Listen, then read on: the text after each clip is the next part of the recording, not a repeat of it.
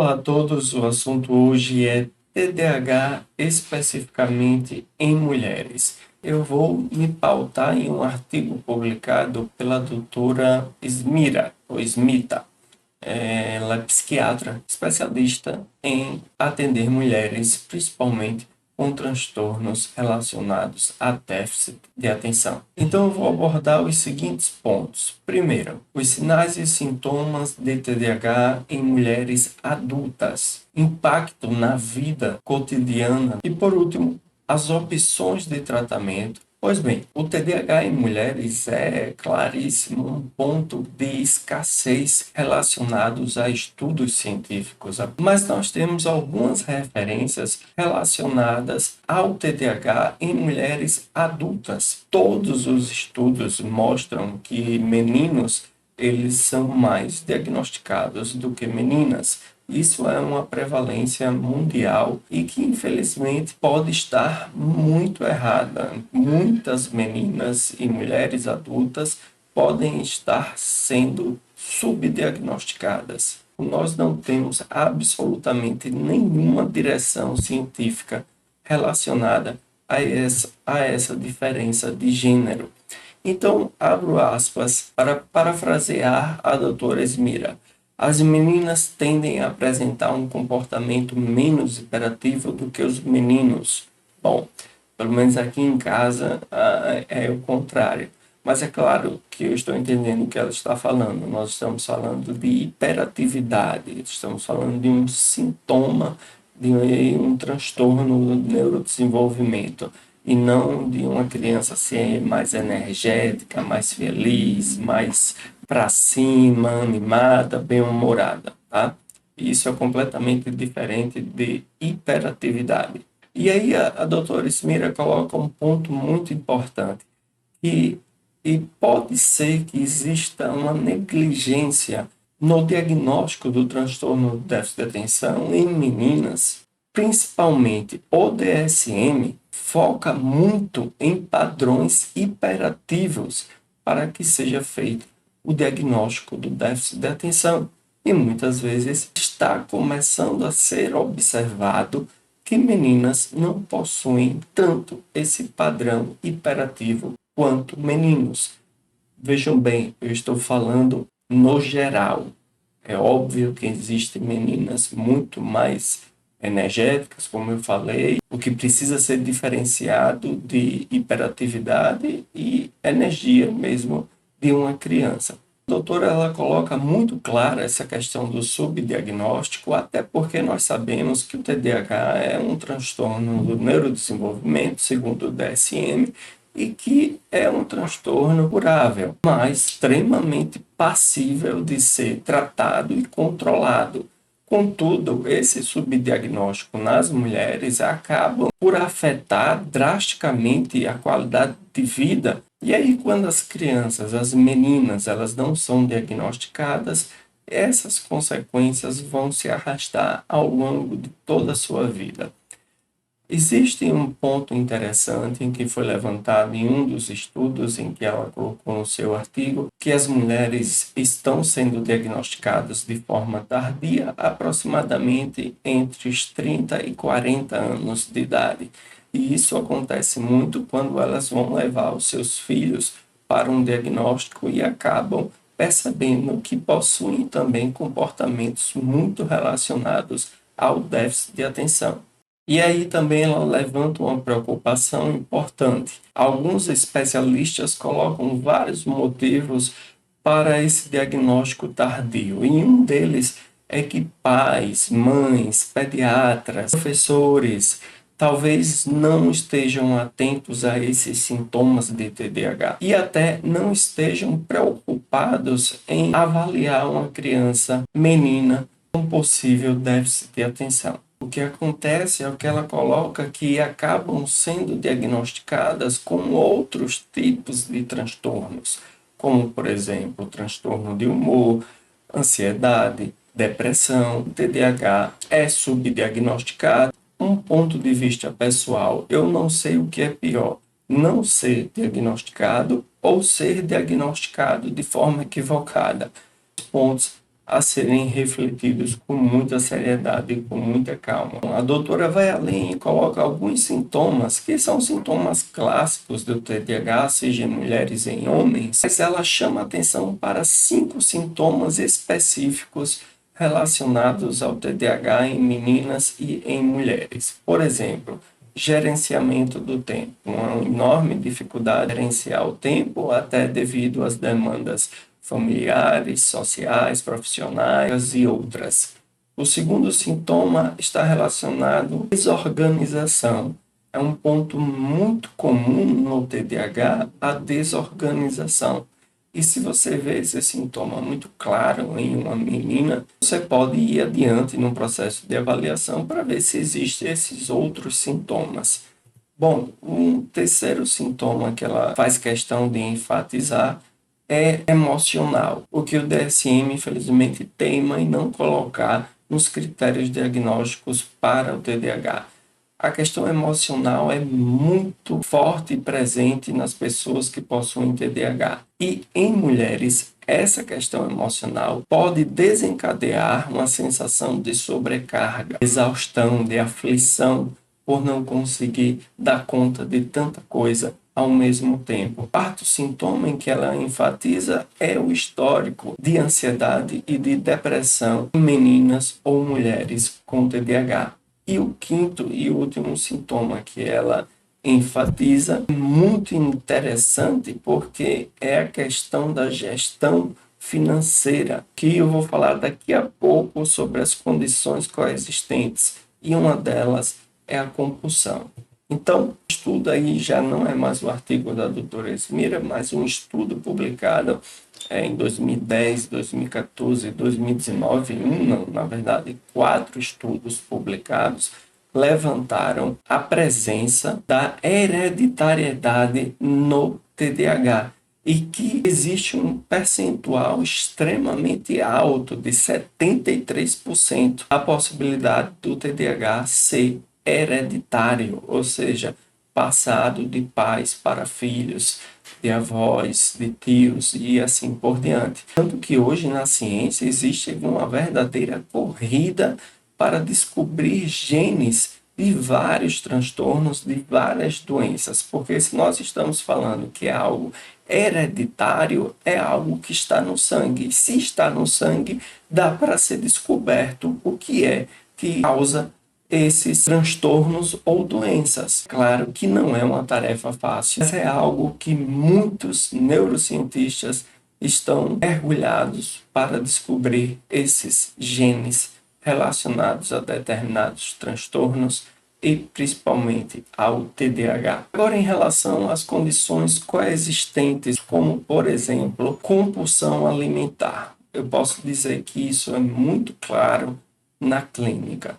Todas as mulheres que eu atendi até hoje, que possuíam TDAH, elas possuíam algum tipo de compulsão e, principalmente, número 1 dessas compulsões era compulsão alimentar. É compulsão alimentar. Esse é um fator. O outro, insônia. Bom, insônia ataca qualquer um com TDAH, seja homem, mulher, criança ou adulto.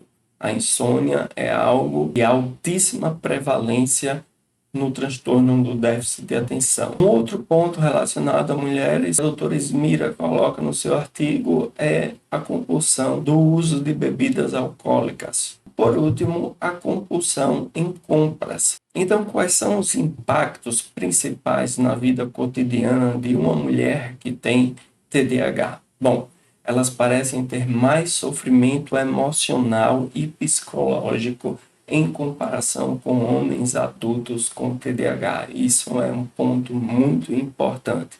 Ela coloca que estudos mostram que mulheres com TDAH tendem a ter mais baixa autoestima do que homens e meninos com TDAH. Dependendo da gravidade do quadro, algumas mulheres tendem a esconder os sintomas para evitar rejeição, vergonha. Esse é um ponto muito importante de ser cuidado pelos profissionais de saúde. Bom, vamos agora para a questão das estratégias de enfrentamento as dificuldades e sintomas apresentados pelo TDAH. Por exemplo, se você é uma mulher que tem TDAH, você pode achar difícil acompanhar as demandas do seu trabalho, preparar refeições regulares para a sua família ou controlar outras tarefas domésticas. E você pode sentir que está sempre tentando se adaptar à situação, o que pode levar a um estresse crônico e uma exaustão mental. E as principais opções de tratamento, então, são diferentes das opções de tratamento para uma criança. No caso de um adulto, o tratamento medicamentoso, ele é mais aconselhado como primeira linha, é claro, acompanhado de uma psicoterapia. Mas só um ponto para deixar bem claro, uma criança até seus 21 ou 35 anos de idade passando por um processo de maturação neural. E isso significa que as redes neurais estão sendo construídas. O uso de qualquer tipo de droga, substância, remédio, que altere o humor, fazendo com que os neurônios liberem mais ou menos neurotransmissores, vai modular essa maturação neural. Aqui um exemplo muito simples. Uma criança de 0 a 2 anos que está na tela todos os dias, bom, ela está acostumada com uma certa dosagem de dopamina. E aí, seu cérebro está sendo modulado para ter aquela quantidade de dopamina disponível. Quando essa criança cresce, vira um adolescente, um jovem, nada que não seja extremamente estimulante vai proporcionar essa quantidade de dopamina que é liberada e é gerada quando a criança tem 2 anos e está de frente de uma televisão. Bom, tratamento medicamentoso em adultos. A gente precisa pontuar algumas coisas extremamente necessárias em relação ao tratamento medicamentoso, seja em adultos ou em crianças. Nós estamos falando de um mundo de saúde mental que está pautado quase que 100% na questão subjetiva, na questão da avaliação clínica, ou seja, coloca os profissionais extremamente vulneráveis a cometer qualquer tipo de erro, seja no diagnóstico ou na prescrição medicamentosa. Então, aqui alguns pontos importantes em relação aos medicamentos. Primeiro ponto, o medicamento não cura o transtorno do déficit de atenção e hiperatividade. Isso é claro, é óbvio. Se você começar a utilizar medicamento hoje, um psicoestimulante, seja lá qual for, e se sentir muito bem, maravilha, você vai se sentir muito bem no primeiro mês, no segundo mês, no terceiro mês, quarto mês, talvez até 6 meses. E aí depois você vai começar a se sentir muito mal, porque você está tomando medicamento, você está consciente de tudo que está acontecendo, você sabe que tem a condição de focar, de prestar atenção, de tomar atitudes, só que o medicamento não vai te ensinar a gerenciar o tempo, a planejar a tua vida e outras diversas coisas que eu vou estar colocando aqui. Agora, um ponto muito interessante que eu não posso deixar de enfatizar é a questão de olhar para o cérebro que nós estamos tratando. Psiquiatra e psicólogos são os únicos que não olham para o órgão que estão tratando, mas isso está mudando. E graças à tecnologia. Por exemplo, essa é uma paciente adulta que eu atendi já faz um bom tempo que tem transtorno do déficit de atenção. Eu vou mostrar 2 casos, uma dessa paciente adulta e de uma paciente jovem. Eu não vou entrar em detalhes, porque a outra paciente eu estou até ainda atendendo, mas essa faz um pouco mais de tempo que eu atendi. O exame eletroencefalograma quantitativo, ele fornece essa topografia do cérebro e aí você percebe, primeiro, alfa em azul significa baixa amplitude, baixo poder de alfa. no hemisfério esquerdo do cérebro, que está diferente do hemisfério direito do cérebro, se você pode observar aí. Isso significa claramente uma assimetria, ou seja, um lado do cérebro está trabalhando em uma velocidade e o outro lado do cérebro está trabalhando em outra velocidade. Isso indica impulsividade, volatilidade emocional e outras características. Agora, em relação à frequência θ, que é uma frequência sonolenta, aí vocês podem observar com muita clareza essa bola vermelha quase que no meio do cérebro, mas atingindo aí o córtex sensório-motor, ou seja, controle dos movimentos, e o lóbulo frontal, funções executivas, gerenciamento de tempo, controle inibitório, impulsividade. Bom, de forma muito clara, muito sensata. Imagine você estar acordado no seu dia a dia e o seu cérebro, em regiões específicas de controle emocional, de controle de impulsos, de controle de comportamentos, de autocontrole em geral, ele está funcionando entre 4 a 7 Hz, ou seja, lentamente. Bom, não precisa nem explicar muito o que isso vai causar. Nós estamos falando de uma pessoa que está acordada e que o cérebro não está trabalhando lentamente, está sonolento. E isso faz com que passe as impulsividades, os comportamentos impulsivos, os pensamentos obsessivos e uma série de características e comportamentos que precisam ser avaliados um a um no anamnese, na aplicação de escalas e testes neuropsicológicos, quando necessário. No caso específico dessa mulher adulta com TDAH, a problemática relatada na anamnese, em todo o processo de avaliação, era justamente impulsividade, incapacidade inibitória e compulsão alimentar. E vou além. Essa questão alfa, como eu falei, de assimetria, de um lado está de um jeito e de outro lado do hemisfério de outro jeito, essa paciente se apresentou, além do TDAH, com humor deprimido. Foram coisas que ficaram muito claras. A essa outra paciente que eu vou mostrar agora é uma paciente jovem e você vê um mapa completamente diferente que nós vemos aí, beta, uma frequência de alta velocidade, proporciona atenção, concentração, controle dos comportamentos e por aí por diante. Então, essa frequência de alta velocidade nessa paciente, essa frequência ela não se apresenta principalmente nas regiões occipital, ou seja, lá atrás no cérebro, na região do córtex motor, na região temporal e na região do lóbulo frontal e pré-frontal, indicando claramente uma possível dificuldade de atenção, mas principalmente de autorregulação e autocontrole relacionado aos seus comportamentos, emoções e pensamentos. E aí nós vamos para alfa. Alfa é essa bola vermelha pegando praticamente todo o cérebro, occipital, córtex motor, temporal, pré-frontal e frontal. Bom, isso é nítido, claríssimo em estudos, em observações clínicas.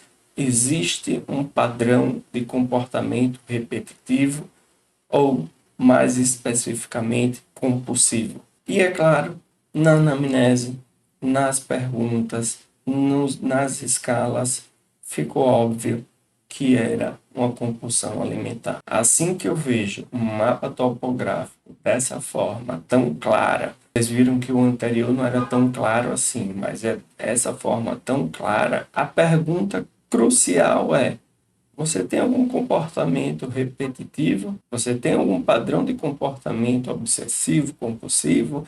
Você tem algum padrão de comportamento que gera prazer? Você tem algum padrão de comportamento que você faz excessivamente e depois sente culpa e arrependimento?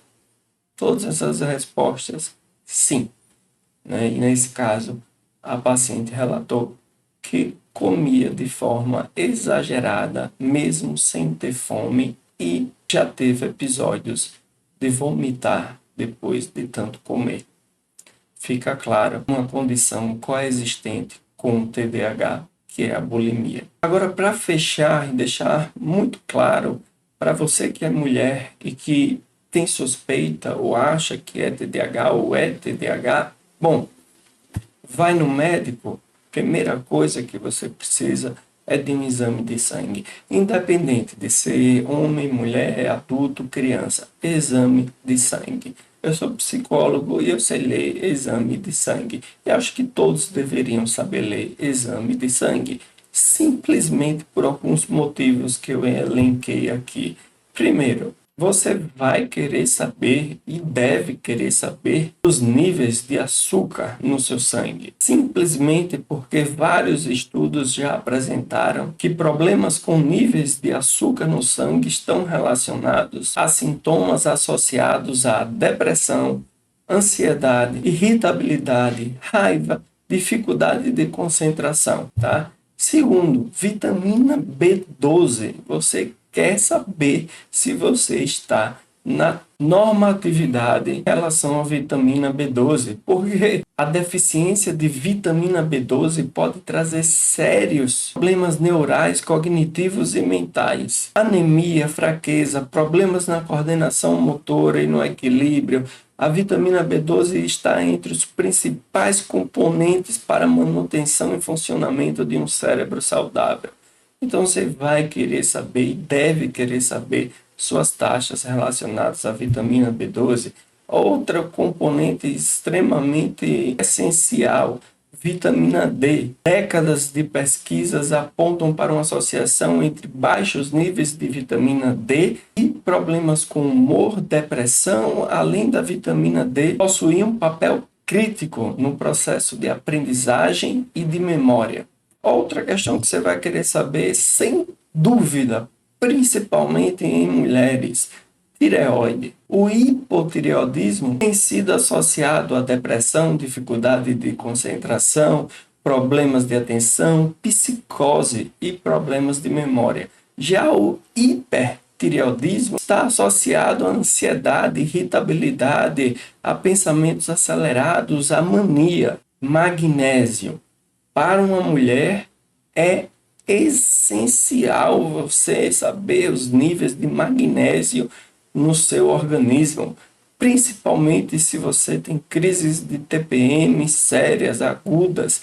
O magnésio tem tudo a ver com esse processo. O magnésio ainda se apresentou como um forte candidato para o tratamento efetivo dos sintomas ou transtornos de alteração no humor. Então, é outra substância que você vai querer saber. Zinco, por exemplo, já foi observado a associação entre a deficiência de zinco no organismo com a ansiedade. Então, é outro ponto que você precisa saber. Ferritina, principalmente em mulheres, mas também em homens, mas mulheres que possuem ferritina baixa, ou seja, anemia, estar associada a comportamentos ansiosos, depressivos e principalmente prejuízos na cognição.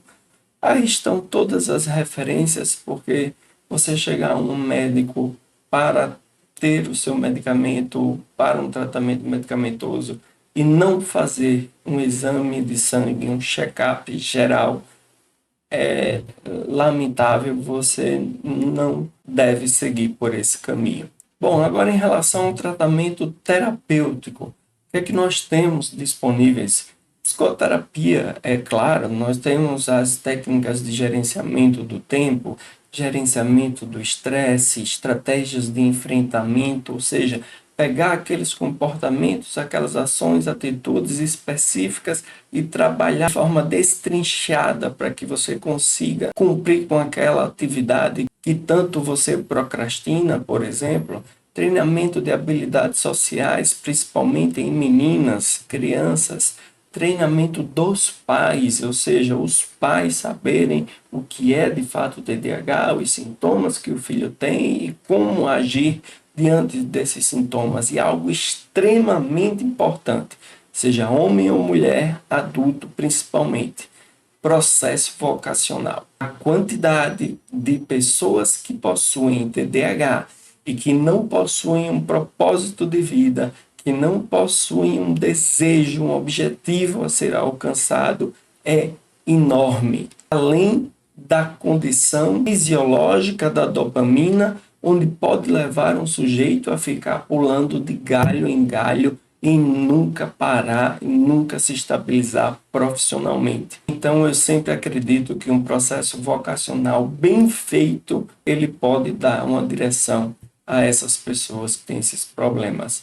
E treinamento de rotinas domésticas, principalmente para crianças, seja meninos ou meninas. Neurofeedback tem se apresentado sempre como uma alternativa muito positiva para regular a atividade cerebral. E aí vem uma questão muito básica que eu gostaria de falar em relação ao neurofeedback. Você tem alguma dúvida que meditação funciona?